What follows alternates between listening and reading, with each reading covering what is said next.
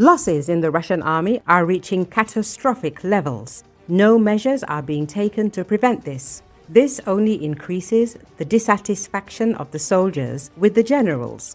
With this move, soldier revolts against the generals are not excluded. US-based Center for Strategic and International Studies, CSIS, confirms that Russian forces have failed to make effective advances on several fronts in Ukraine, have captured little territory, have lost significant amounts of equipment compared to the Ukrainian army, and have suffered extremely high casualties since January 2024, despite the fact that some politicians and experts claim that Russia has all the cards in the war against Ukraine.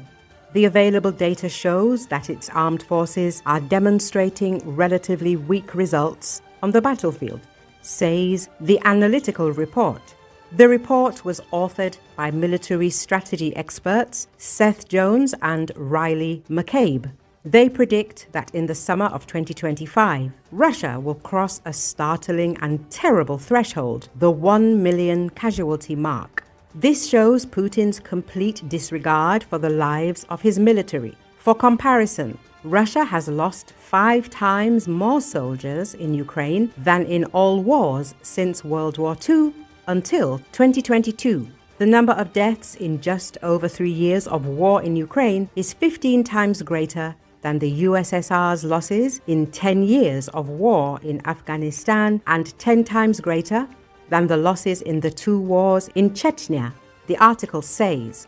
At the same time, Russian troops advanced on average only 50 meters per day. For example, in the Kharkov region, which is slower than one of the most grueling offensives on the Somme during the First World War, when French and British troops advanced 80 meters per day.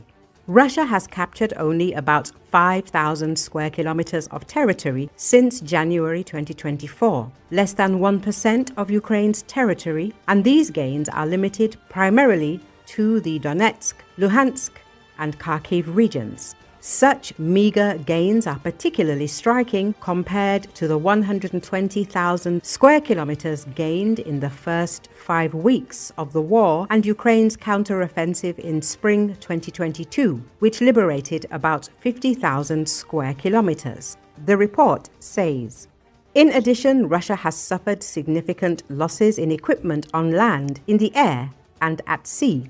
In particular, since the beginning of last year, it has lost approximately 1,149 armored combat vehicles, 3,098 infantry fighting vehicles, 300 self-propelled artillery units, 1,865 tanks. Moreover, the losses of equipment in Russia significantly exceed those of Ukraine in a ratio of 5-to-1 to 2-to-1, not in its favor, the experts emphasize. They recall how Russia launched a new offensive in the Donetsk region in October 2023 and, after one of the fiercest battles of this war, captured the city of Avdiivka in February 2024. From that point until April 2025, Russian forces advanced approximately 60 kilometers westward toward the city of Pokrovsk, an average of just 135 meters per day.